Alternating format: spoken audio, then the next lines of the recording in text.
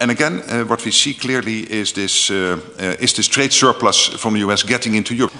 Thank you. Chris Mason, BBC News. Questions on a similar theme, if I may. Secretary General, what would you say to NATO members currently falling out with each other in public over tariffs? And what's your message to the United States and Denmark as they are feuding over territory? And Prime Minister, would you be willing to water down your reset with the European Union in order to keep President Trump on side? Thank you. On tariffs, clearly that is not what NATO is about. Maybe I shouldn't comment too much on that, other than saying that when you look at the defense industrial base, it is clearly, it's very clear that the US is selling much more into Europe than Europe is buying from the US. And by the way, collectively, we have to produce much more. There is so much money floating around, and much more will come in because we are spending more. Last year, non-US allies spent 18% more on defense than the year before. So from 2023 to 2024, it was an 18% increase, almost 20%. So we are spending much more. That means more money available for the defense industrial base. And we have to buy it from everywhere. The US has to ramp up. Norway has to ramp up. The UK has to ramp up. The EU, including the big countries like Italy and Spain and Norway, outside the EU, of course, but also, of course, France, and then Turkey. So all these big defense industrial based countries have to ramp up defense production, and there's so much money floating around. And again, what we see clearly is this trade surplus from the US getting into Europe. So there is much more to say to all these numbers than when you look at the, let's say, the aggregate. And on Greenland, I said before, what I think is very useful is that President Trump alerted us to the fact that when it comes to the High North, there is a geopolitical and strategic issue at stake. I would say that it's not only about Greenland. This has to do with Finland, it has to do with Sweden, Norway, Iceland, yes, Greenland, and therefore Denmark, also Canada, and also the US. And clearly, collectively, as an alliance, we will always look at the best way to make sure that we can tackle those challenges. Look, in relation to the relationship between the UK and the US and the EU, I've always been clear that both are important to us. Now, that for me isn't new. I think that's always been the case and will be the case for many, many years to come. That's why in my discussions with President Trump, we've touched on issues of trade and on issues of security, both really important in relation to the trade that we already do between our two countries, but also the security, the defence and the intelligence partnership that we've founded over many, many years, hugely important to our collective defence. Obviously, I'm here at NATO today, making the clear case and having the discussions about defence and security, and tonight I'll be at the EU Council. Now, tonight is very much obviously about security and defence, where I do think there's a very important discussion to be had about how we increase our security and defence work together in a very volatile world. But also, I will touch on the wider reset, which goes beyond defence and security, into the fields of energy and into trade and the economy. And so, back to where I started, really, both of these relations are very important to us. We are not choosing between them, but that's historically been the position of the UK for many, many decades now. All right, we have time for one more question. ITV. Secretary General, these are much more than issues between allies. You have a NATO ally threatening to seize territory from another NATO ally.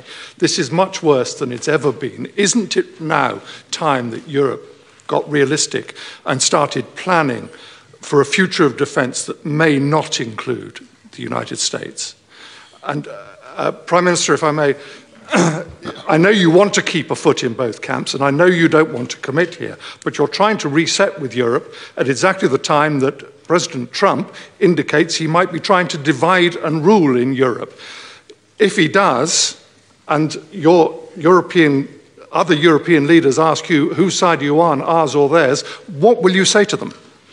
Well, on your question about NATO and the assumption that you could run NATO without the US, that is for so many reasons a silly thought. I wasn't assuming. At least. European defence without the US was the question. Yeah, but that means that you have European defense without the US being involved. That's what you're saying. That is a NATO or whatever the organization is then called without the US. For many reasons that will not work. First of all, because we are not, as the Prime Minister was saying, as Keir Starmer was saying, when you look at Ukraine, it is not just Ukraine and Russia, which would be bad enough. It is a geopolitical thing which is going on. The US realizes that, European side of NATO realizes that, it is China, North Korea, Iran, all getting connected to Russia. So this is a geopolitical thing playing out at the moment with Ukraine. And therefore Ukraine must prevail, not only for Ukraine's sake, first of all, but also because of the geopolitical impact. And for NATO as a whole, collectively, we are 20 times bigger than the Russian economy. Collectively, we are able to protect the collective NATO territory, including the US. And the US is also under threat now with the long-range nuclear long-range missiles coming out of North Korea maybe in the future, thanks to all the technology the Russians are delivering. So for so many reasons, we have to stay connected. I'm a staunch transatlanticist. I absolutely believe that the best thing the West can do is to stay united. And I know that the same thinking is still prevalent in the US, including in the White House. In relation to the US and the EU, or Europe more generally, if you look at our vital interests, it's really important that we don't, that we work with both and we don't see it as an either or. On defence and security, we are working very closely with our European allies every day, particularly in Ukraine, but not only in Ukraine, but equally on defence and security with the US and the special relationship in relation to defence, security and, of course, the intelligence capability that we have developed together. This is vitally important. And it is in the best interests of the UK, but also the best interests, I think, in terms of global security and defence, that we continue to work both with the US and with Europe on these vital issues.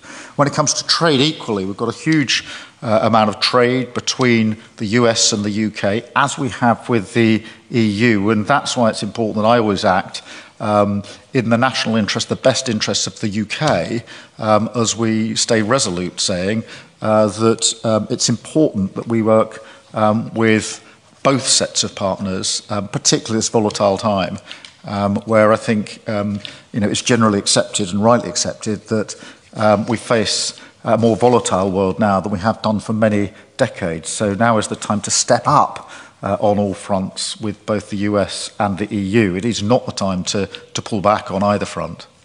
Thank you very much. All right, that's all we have time for. Thank you. Of course not. Was your voice coach definitely a key word?